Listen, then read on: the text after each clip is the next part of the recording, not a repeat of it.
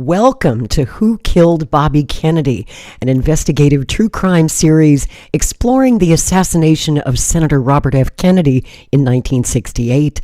I'm your host, Laurie Spencer.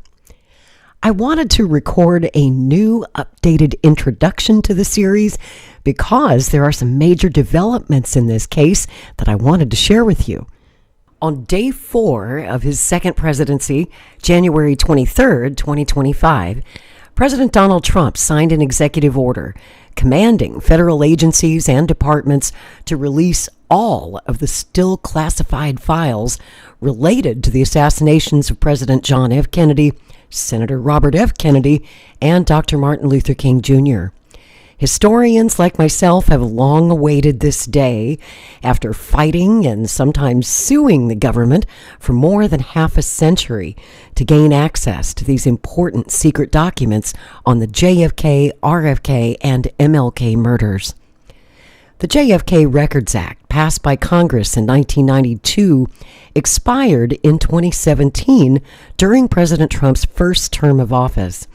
Trump initially promised to release all of the records back in October 2017, but then changed his mind after a last-minute visit from the FBI and from then CIA Director Mike Pompeo. Release of the files was delayed 5 times by Presidents Trump, twice, and Biden 3 times, citing national security concerns.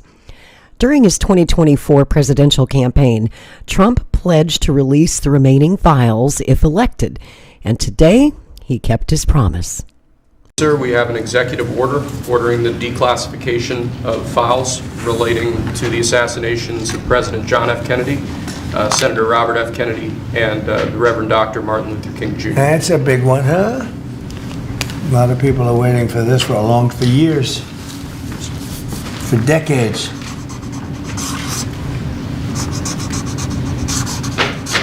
And everything will be revealed. Okay? Give that to RFK Jr. Yes, sir. As a Kennedy historian who has spent more than 40 years studying these cases, I would like to sincerely thank President Trump for giving us full transparency at last. And here's the breakdown. I'm just going to read you the pertinent part of this executive order that pertains to the RFK assassination files. In Section 2, subsection A, it specifies that the federal government has 15 days to get the documents ready, declassified, and ready for release on the JFK case. On the RFK case, subparagraph B, it says, within 45 days of the date of this order, the Director of National Intelligence and the Attorney General shall, in coordination with the Assistant to the President for National Security Affairs and the Counsel to the President, will review the records related to the assassinations of Senator Robert F. Kennedy and the Reverend Dr. Martin Luther King Jr. and present a plan to the President for the full and complete release of these records. And if you go to the whitehouse.gov website and look at the presidential actions for this date, if you want to read the full text, I think you'll be impressed. It's very clear, unambiguous language in this order. All means all. Now means now. And there just aren't any loopholes in this executive order that the intelligence community could manipulate or try to use for any further delay. I think this language is very, very clear. I feel hopeful and very excited. So, since this series, Who Killed Bobby Kennedy, has been 13 episodes so far, I thought I was done. But you never know. There may be yet more episodes to come, depending on what we find in these new releases of records. So 45 days from today puts us at about mid-March. Hopefully we will have the records in hand by then, if not before. And I will dive right into them, I promise you. If there's anything new of interest, I'll update the series with more episodes to come. I devoted much of 2024 to a re-examination of the case of Sirhan Sirhan. It was the 55th anniversary of his trial, and it seemed like the right time to take another look at the case. I reviewed the original evidence and testimony presented by both the prosecution and the defense at his trial.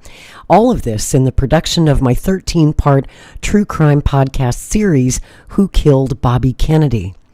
This series is one of the most important stories that I've ever reported in my entire 35-year journalism career.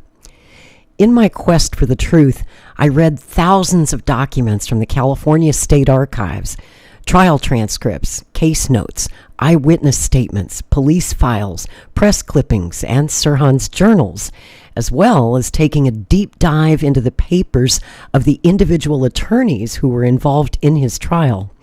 I read every book ever written about the RFK assassination and interviewed every living author who would agree to be questioned for this podcast series. In my research, I made a genuine effort to set aside my own preconceived notions and my personal beliefs that I had previously held about the case and simply let the facts lead. I spoke to authors, journalists, historians, and case experts who represent both the conspiratorial point of view and those who were convinced that the jury got it right when they convicted Sirhan. I learned from each and every one of them and approached every interview with an open mind, willing to be persuaded. I listened to their expert opinions without judgment because that is not my place as a journalist. I'm a reporter, not a judge. You, the people, are the jury. It took 40 years of research, 7 months of production, and 13 episodes to at last unravel the full truth. It's all here. Everything you ever wanted to know about the murder of Bobby Kennedy, from the forensics, the ballistics, to the conspiracy theories about a second gunman, to the political motives of the convicted assassin himself. The irony of producing this series at a time when the Israel-Palestine conflict once again dominated the headlines in a presidential election year, while Robert Kennedy's namesake son, RFK Jr., was following in his father's footsteps, seeking our nation's highest office, certainly wasn't lost on me. In a sense, it was like 1968 all over again, only with a better ending this time. Before we begin, I'm just going to give you a brief episode guide and an idea, an overview of what all is in this series. Of course, I highly recommend that you watch the entire 13-part series to fully absorb all of this information, but this overview might help you zero in on specific episodes, topics, or guests that you're interested in. In episode 1, titled Sirhan Sirhan, Innocent or Guilty, we'll just kind of give you a case overview of his trial, which lasted for 4 months, from January through April of 1969. Episode 2, Why Sirhan is Still a Hero in Palestine, is a discussion of Sirhan's influence on the Palestinian liberation movement and his embrace of communism with communist historian and author, journalist Caleb Maupin. In episode 3, Sirhan's Defense, you'll see our full 2.5-hour interview with Lisa Pease. She is the author of the book A Lie Too Big to Fail and a leader in the Free Sirhan movement. Episode 4, an RFK murder conspiracies debunked.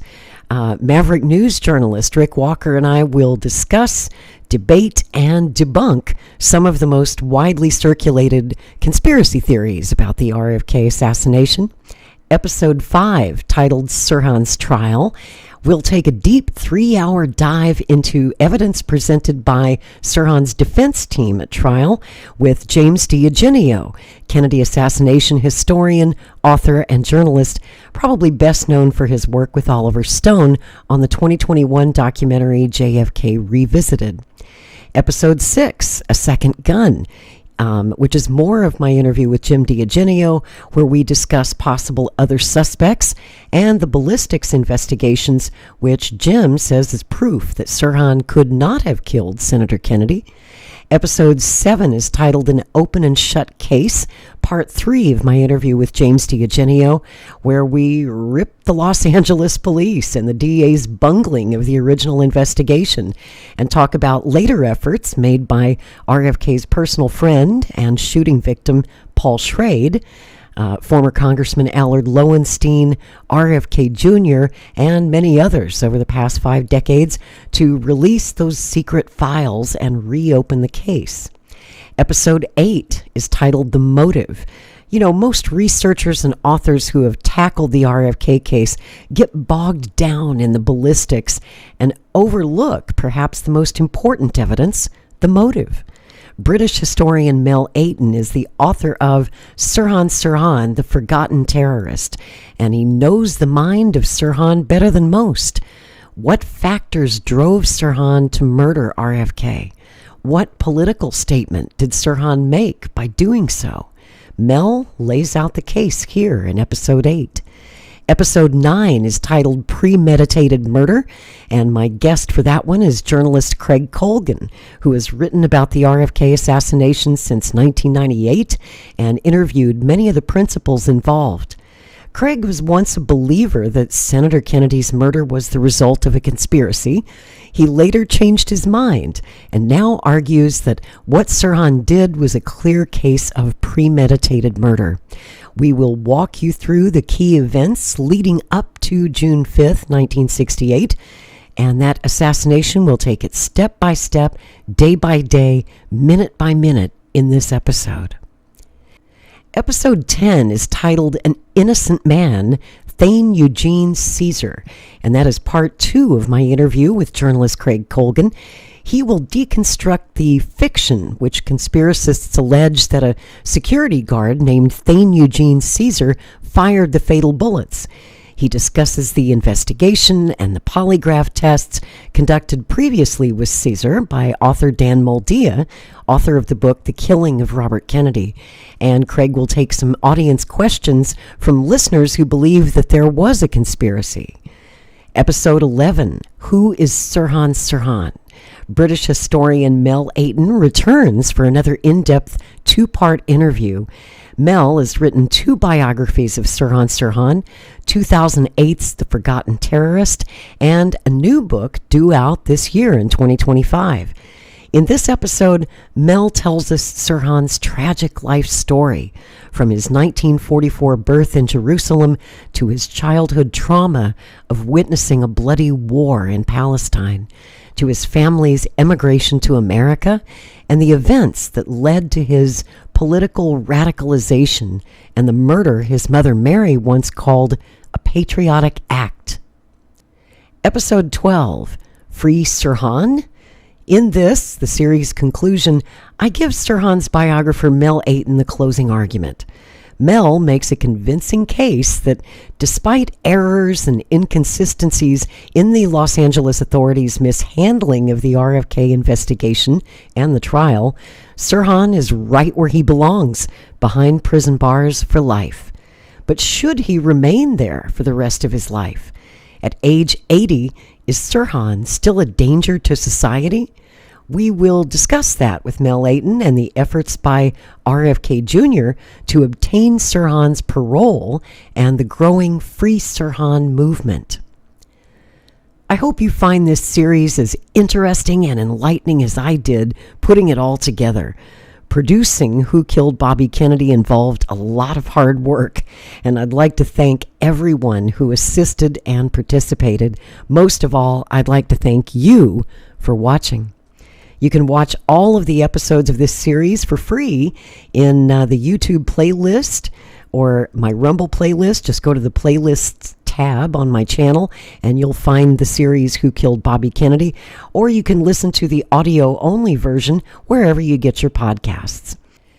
If you enjoyed this true crime series, please help support my work with a one-time donation or a monthly patronage. You can do that on my Patreon or buy me a coffee or on my website.